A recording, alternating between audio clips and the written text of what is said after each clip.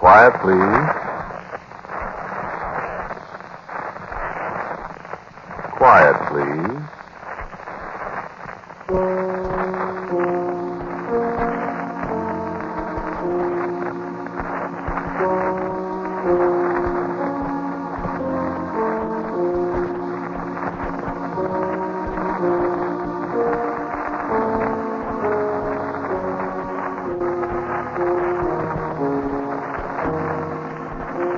The Mutual Broadcasting System presents Quiet Please, which is written and directed by Wyllis Cooper.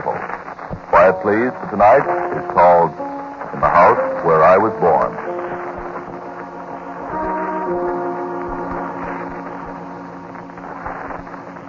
Another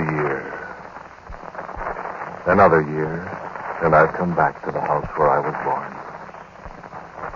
Every year I do it, just before Decoration Day. The servants come here. Everybody ought to go back once a year to the house where he was born. Just look around and remember. And then change from.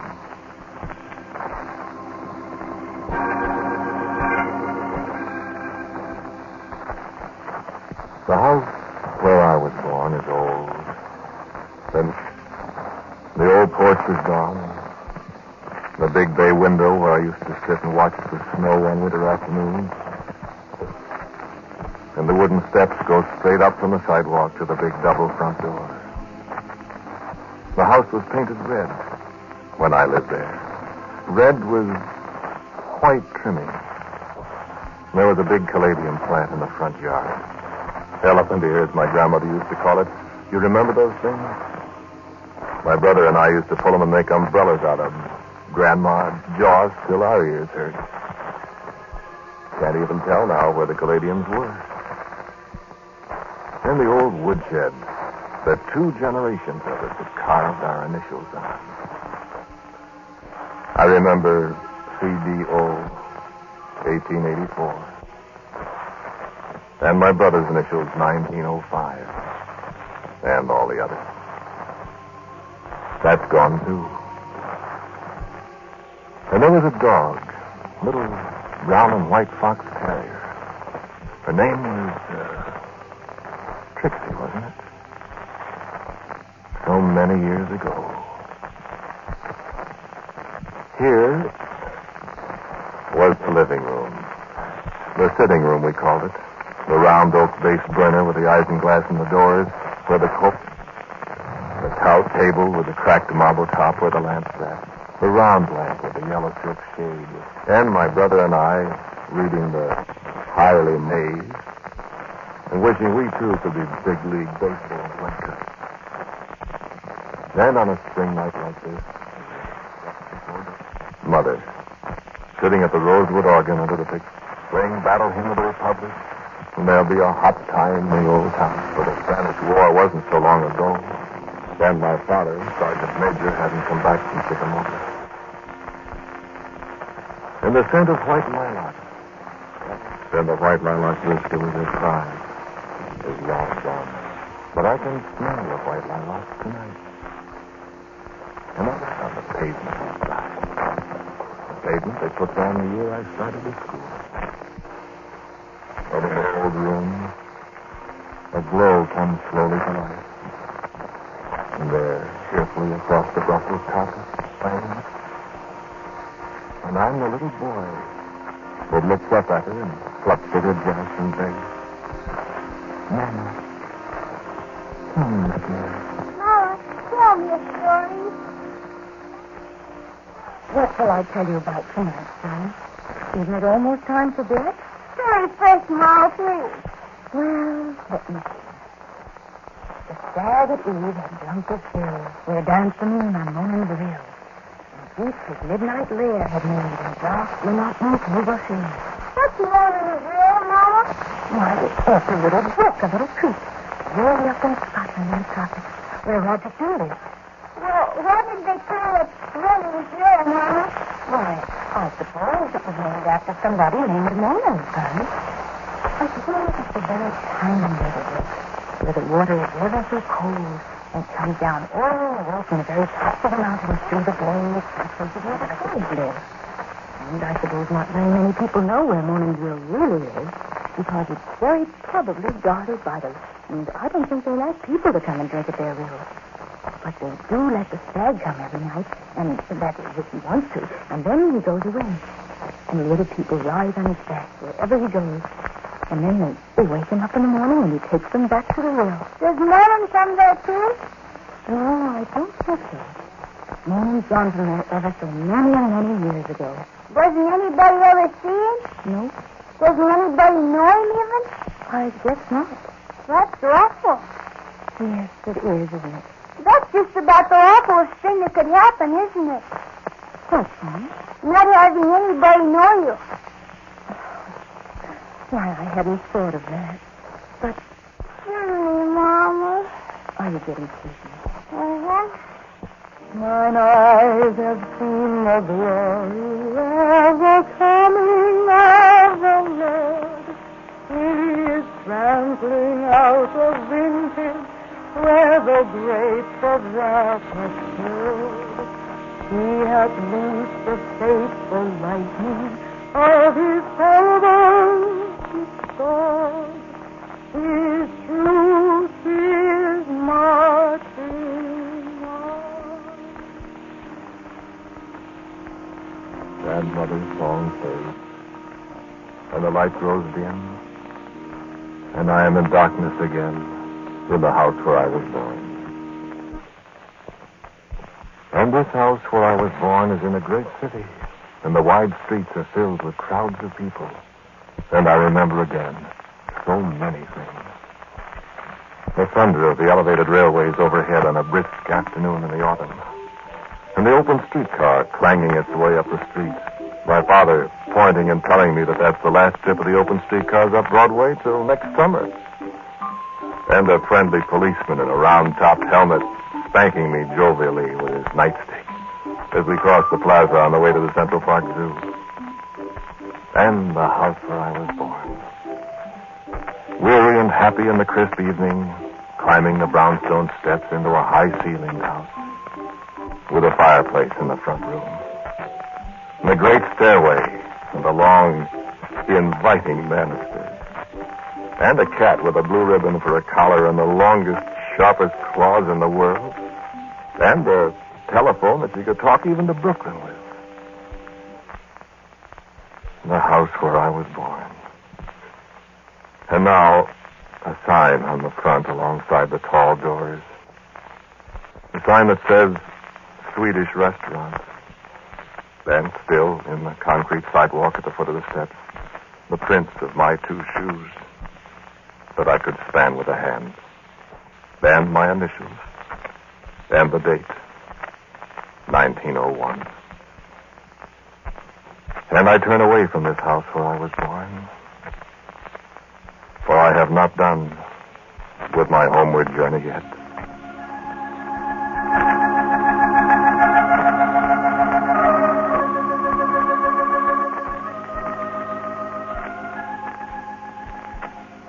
In the house where I was born, there is not one stone upon another.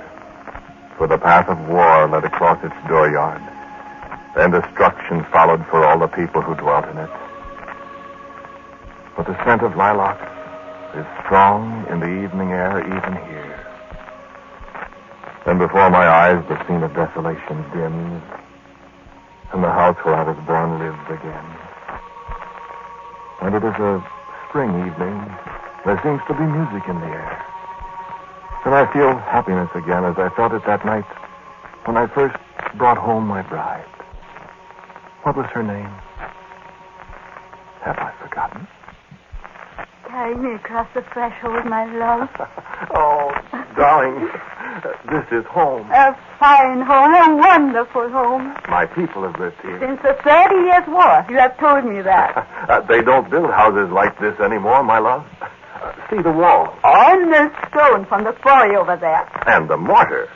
Why, there's my great-great-great-grandfather's blood in that. I know. He drew blood from his own arm and spilled it into the mortar so that there would always be something of him in the house. Well, it was also a charm, you know, the witch woman. I know. He paid us 3 silver pieces to tell him what to do to make the house stand forever.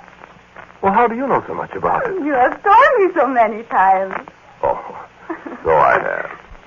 And real glass in the windows, too. And the straw with the hand-painted tires. There's not another one like it in the whole village. And it's ours. And we'll take it to America when we go. Oh, dearest, do you really want to go to America? Why, of course I do. You do, too, don't you? Could we not be happy here, we two? Why, we could be happy anywhere. But in America... Oh, no, we will be rich, and I'll have 2 dresses, and someday we'll have a motor car even, but... But what? It is so far from this house where you have been born in, and why I hoped our children would be born.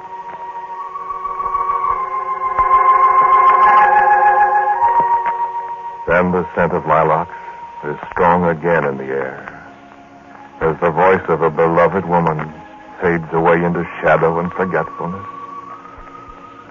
And the house where I was born is swallowed up in the night. And I am alone again.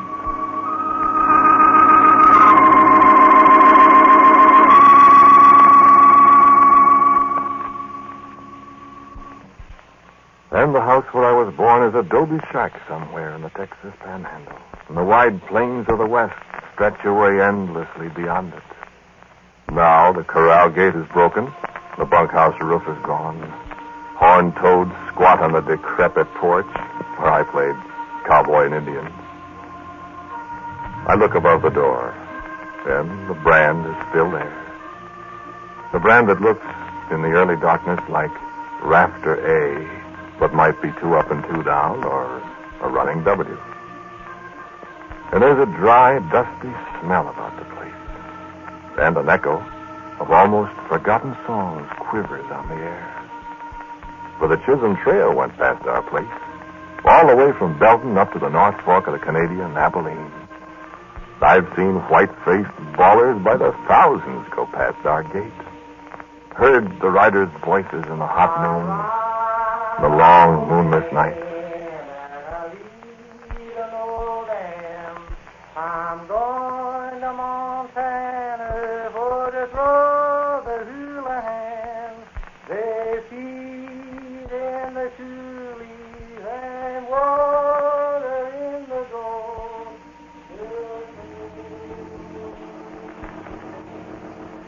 And the long, slow song of horses' hoofs is music to the ears of a lost, forgotten Texan who'll never come back to stay to the house where he was born, to lay flowers on the grave up there on the little hill under the cottonwood tree.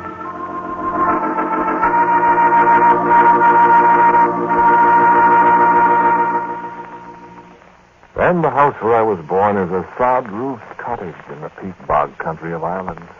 And I'm 19, and returned for a visit with the old folks after 3 years in America, where I'd become all Yankee. And my brother and I sit before the door, talk at evening about the strangeness of the new world and its customs, the customs of other people beyond the various seas. And it is this very day, 34 years ago, in 1914. And I'm betting you there'll be war in Europe before the year is out, my lad. That's just talk. Just talk started every war the world has ever seen. Kaiser Bill is just waiting for somebody to set the world alight. Aye, and it's many a good lad who'll come to his end putting it out. Well, we'll never get in it. I mean, the Americans? Yes. I don't know about that. Well, we're too far away. Let the English and the Germans fight it out. All very well to say. But you'll see. Well, you won't go. Oh, I'm not so sure about that either. Fight for the English? Oh, I wouldn't like that very much, sure enough. But there's some very good Irish regiments in the British Army. The Enniskillen Fusiliers, the Royal Irish Rifles, the Dublin Fusiliers. You stay out of it. Aye. Well, you can't go and leave the old folks alone? Oh, if I was as young as you now, I'd... Cut it out. Well, you talk as if war's just around the corner. Well, that's just exactly what I think, too. Well, all right. But I'll be back in the States long before your war arrives. And I'll stay there, too.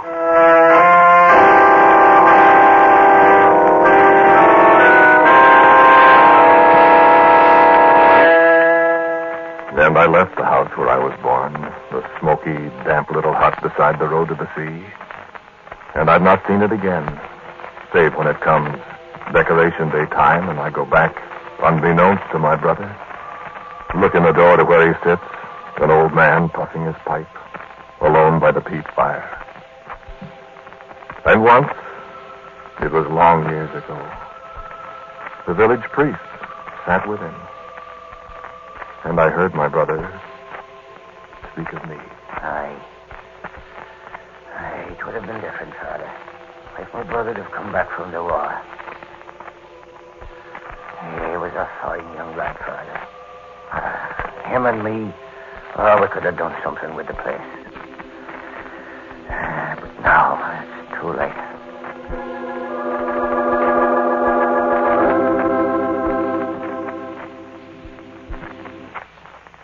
And there was a day on the ranch in the Texas Panhandle when a tall young man in Levi's and high-heeled boots saddled and bridled a horse, said goodbye to an old man, shook hands with a half-dozen cowhands and a Mexican cook, rode away toward the railroad that was to be the first lap of a long, long journey. And I remember I turned and looked back at the house where I was born.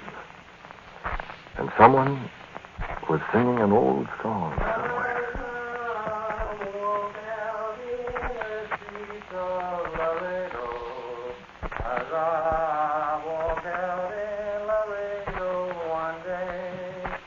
I spied a young cowboy wrapped up in white linen, wrapped up in white linen as cold as the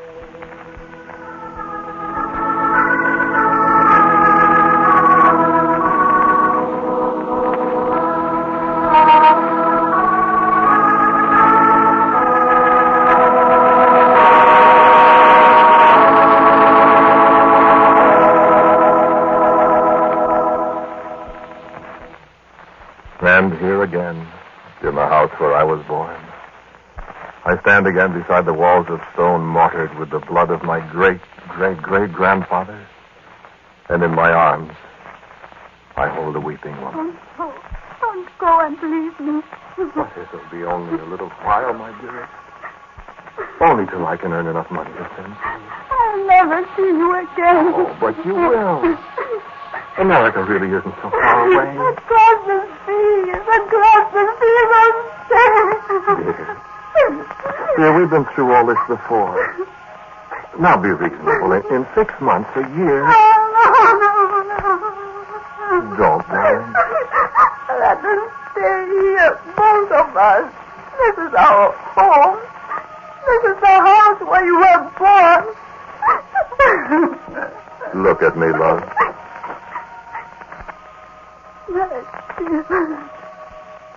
I love you.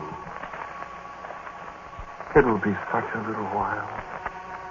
You will come to America. We'll be so happy and so rich. It's such a little time to wait. You know it is. I love you. Kiss me. And I kissed her. And I went away. And I have never again seen the house where I was born, except in dreams, dreams such as this dream tonight, when the ruins lift and form themselves for a little moment in the darkness. She came to America. And the day she arrived, I was drafted. I was never able to find her again. But then, she was never able to find me either.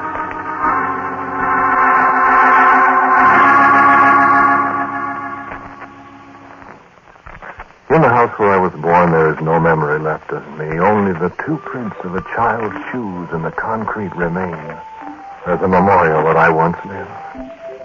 The house where I was born has forgotten me.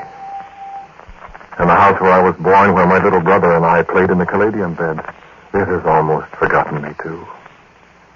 There is a pack of yellowed letters somewhere in the house, lost behind a beam in the attic, maybe.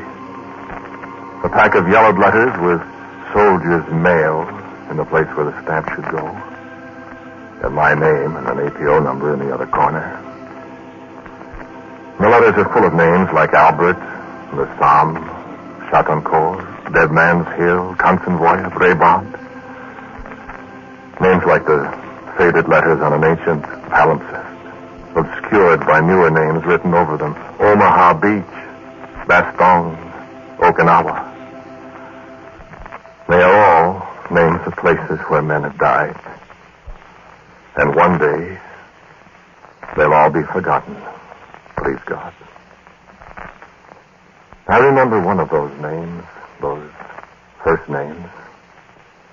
I won't tell you the name of the town, a clean little town it was once with red-roofed houses, a dirty shambles in October 1918. I couldn't hear the shells from the 77s bursting in the streets. I couldn't hear what the chaplain was saying to me. I could just see a dirty-faced man in a helmet moving his lips as he bent over me. It was very quiet and very lonely. I didn't even hear the shell that killed him and the other man that was standing alongside him. It was quiet for a long, long time. And then I heard a little boy's voice. And I said to myself, why, I'm home.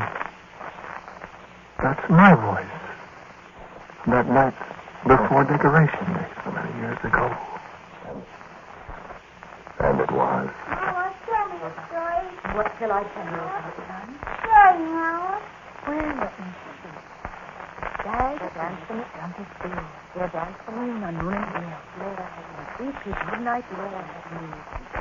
Morning. Eagle tree. What's morning drill, Mama?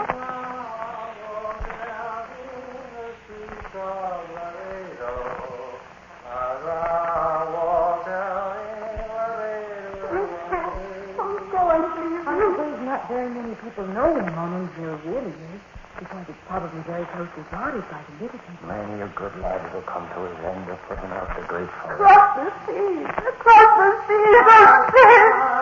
Young cowboy wrapped up in white linen, wrapped up in white linen as cold as... It's just about the awfulest thing in the world, Mama, not having anybody know you.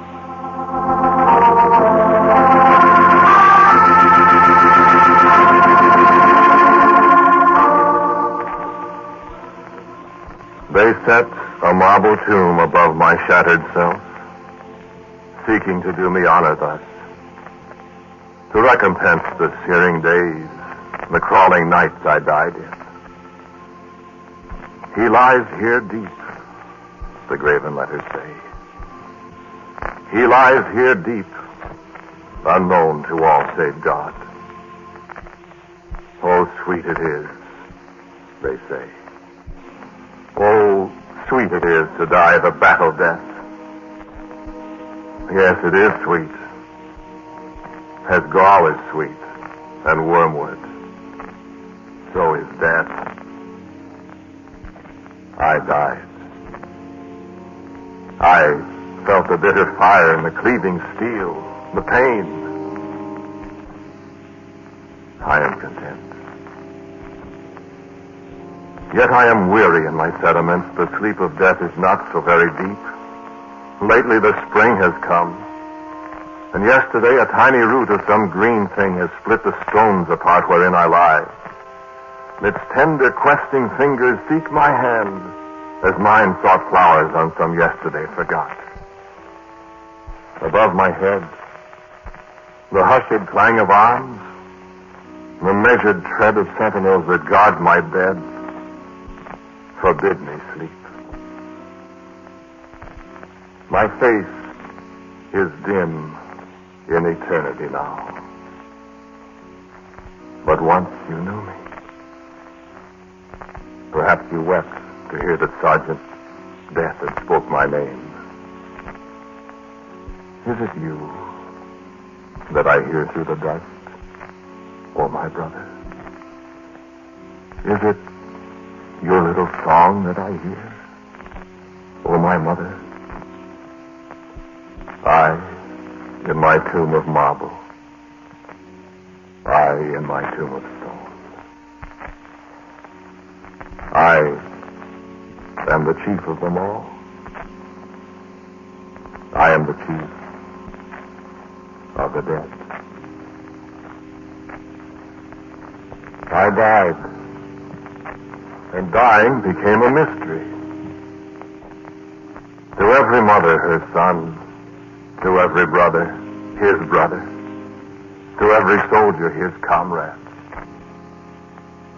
I, the chief of the dead. I was content to lie here masked in uncertainty, having the homage of all of you here in my marble tomb. I was content, I say. Yet now spring comes again as I saw it once before that day I died. Is it your hand that rests on the stone, oh my sister? Is it your tear that falls on the stone, oh my wife? I hear the trumpets now. The volleys sound.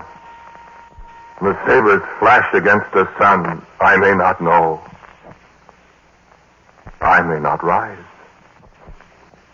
I have my duty here alone. I, in my tomb of marble. I, in my tomb of stone. I am the chief of them all.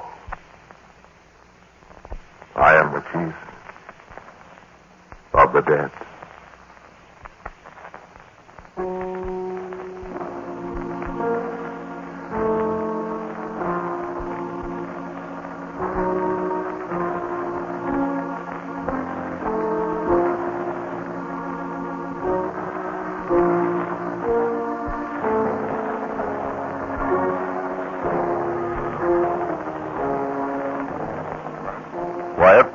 Tonight was called In the House Where I Was Born.